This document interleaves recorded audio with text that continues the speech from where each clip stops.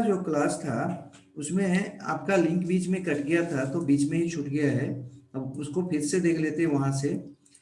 ये जो है हम लोग टेस्ट देख रहे थे अमीनो एसिड्स का। तो अमीनो एसिड्स का जो टेस्ट है, जिस प्रकार से हम लोगों ने ग्लूकोज में देखा, ग्लूकोज का टेस्ट होता था या कार्बोहाइड्रेट का अपना टेस्ट होता था, और ये टेस्ट आपका बेंडिंग टेस्ट या फेलिंग टेस्ट के रूप में होता था।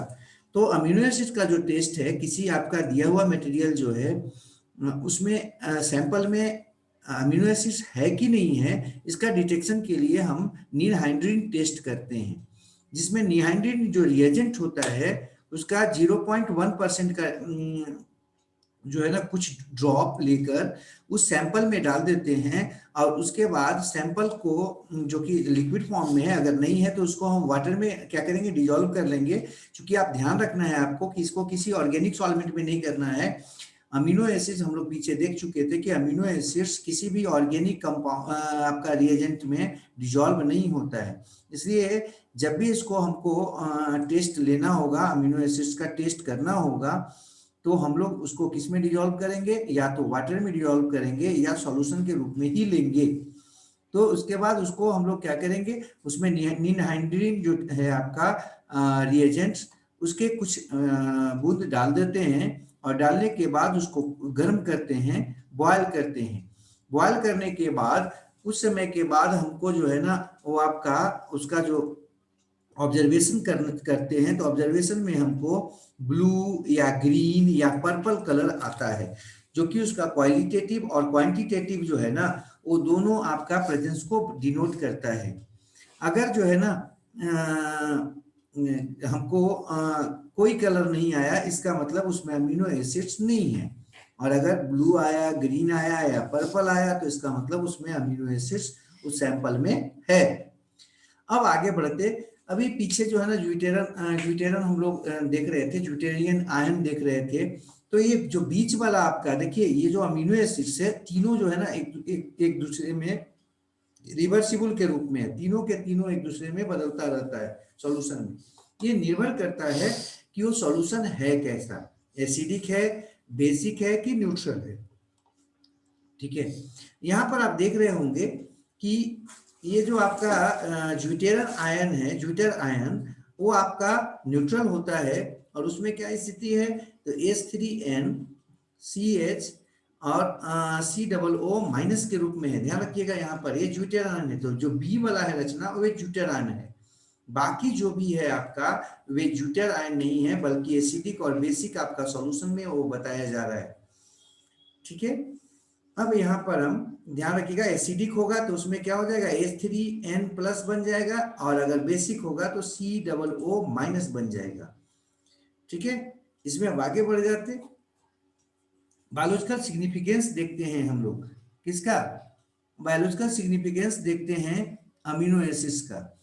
ये जो आपका अमीनो एसिड्स है, पहला तो वो आपका बिल्डिंग ब्लॉक होता है पॉलीपेप्टाइड का या प्रोटीन का। ये सबसे महत्वपूर्ण चीज है, अर्थात कोई भी प्रोटीन का अगर हम बात करेंगे तो किसका बना होता है, अमीनो एसिड्स का। पहला सिग्निफिकेंस ये है। दूसरा, ये जो आपका सरप्लस अमीनो एसिड्स होता है आपके बॉडी के अंदर, वो आपका ग्लूकोज के सिंथेसिस में शामिल होता है, ग्लूकोज के रूप में स्टोर होता है। और इस घटना को ग्लूकोनियोजिनेसिस कहते हैं, जो हमारे लिवर सेल के अंदर होता है। इसमें अमीनो ग्रुप को हटा दिया जाता है अमीनो एसिड से, और इस घटना को कहते हैं डीएमिनेशन। तो डीएमिनेशन क्या है, removal of amino group from amino acids. और ये कब होता है, takes place during gluconeogenesis inside liver cell. अब बात करते, तीसरा इंपॉर्टेंस क्या है, इसका सिग्निफिकेंस क्या है। जो आपका अमीनो एसिड्स होते हैं वो नॉन प्रोटीनस अमीनो एसिड्स जो होते हैं कुछ एक, वो शामिल होते हैं एंटीबायोटिक के निर्माण में। एंटीबायोटिक जो बनता है वो आपका नॉन प्रोटीनस अमीनो एसिड से बनता है। नेक्स्ट होता है सिट्रोलिन और ऑर्निथिन, जो है ये दोनों यूरिया साइकिल में शामिल होते हैं, जो कि लिवर में होता था। और ये इसलिए उसको हम लोग सिट्रोलिन ऑर्निथिन साइकिल भी बोलते थे। नेक्स्ट, टायरोसिन जो होता है अमीनो एसिड, वो आपका आपके बॉडी में या हमारे बॉडी में जो है ना एक विशेष हार्मोन थायरोसिन, एड्रेनलिन और नॉर एड्रेनलिन के निर्माण में शामिल होता है। साथ ही साथ मेलानिन पिगमेंट जो होता है, जो कि स्किन पे पाया जाता है, उसके निर्माण में भी शामिल होता है। तो टायरोसिन अमीनो एसिड से मेलानिन पिगमेंट्स बनता है। थायरोसिन, एड्रेनलिन और nor adrenaline amino acid nor adrenaline hormones का निर्माण होता है। ट्रिप्टोफान अमीनो एसिड जो होता है उससे सीरोटोनिन, निकोटिनामाइड, शायद आप जानते होंगे, एक प्रकार का विटामिन है। निकोटिनामाइड या नियासिन जो आपका है उसका निर्माण होता है। और ये शायद आप लोग को याद होगा कि ये विटामिन बी कॉम्प्लेक्स का एक आपका विटामिन है। साथ ही साथ प्लांट हार्मोन जो आप शायद जानते होंगे, ऑक्जीन, इंडोल 3 एसिटिक एसिड, ये आपका इसी ट्रिप्टोफान अमीनो एसिड से ही बनता है। अगला है हिस्टीडीन जो अमीनो एसिड होता है, वो हिस्टामिन के निर्माण में शामिल होता है। हिस्टामिन एक तरह का अमीन होता है और ये करता क्या है, आपके ब्लड जो सर्कुलेटरी सिस्टम जो है उसमें रेगुलेशन में मदद करता है। शायद आप लोग को मालूम होगा कि जब ब्लड प्रेशर बढ़ जाता है तो हिस्टामिन क्या करता है, ब्लड प्रेशर को नॉर्मल बनाता है, जबकि ब्लड प्रेशर घटने पर सीरोटोनिन जो था ब्लड प्रेशर को आपका बढ़ाकर नॉर्मल बनाता है। तो ये घटाता है, ब्लड प्रेशर को घटाकर नॉर्मल बनाता है, और वो जो आपका सीरोटोनिन होता है वो ब्लड प्रेशर को बढ़ाकर ब्लड प्रेशर को नॉर्मल लाता है।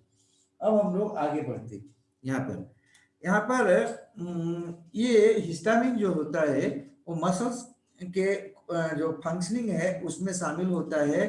जो आपका जो ब्लड कैपिलरी है उसमें शामिल होता है, और तो और गैस्ट्रिक जूस और ग्लूटामेट के निर्माण में भी शामिल होता है। ग्लाइसिन अमीनो एसिड जो होता है वो हीम के सिंथेसिस में शामिल होता है। ग्लाइसिन और जो सिस्टीन है, हम लोग पीछे देखे थे कि सिस्टीन जो है ना वो आपका अकेला सल्फर रखने वाला अकेला अमीनो एसिड था, और अगर दो मिल जाए तो सिस्टीन बनता था, वहां पर पीछे बताए थे आपको। तो ग्लाइसिन और सिस्टीन जो है ना वो बाइल साल्ट के निर्माण में शामिल होता है।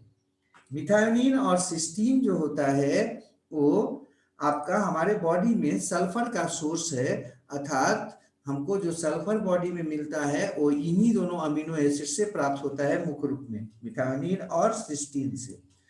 ग्लूटामिक एसिड या ग्लाइसिन या सिस्टीन अमीनो एसिड जो होता है वो ग्लूटाथायोन को एंजाइम के निर्माण में शामिल होता है।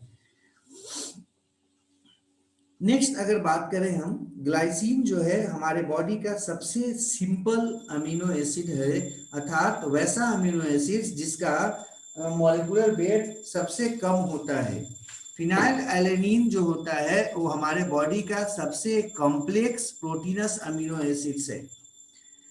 प्रोएलिन जो होता है, प्रोलिन जो होता है, इसको हम लोग इम्यूनो एसिड भी कह देते हैं, क्योंकि इसमें एमिनो ग्रुप जो होता है वो रिप्लेस्ड हो जाता है इम्यूनो ग्रुप के द्वारा। इम्यूनो क्या है भाई, सी डबल बॉन्ड NH जो होता है उसको इम्यूनो ग्रुप कहते हैं।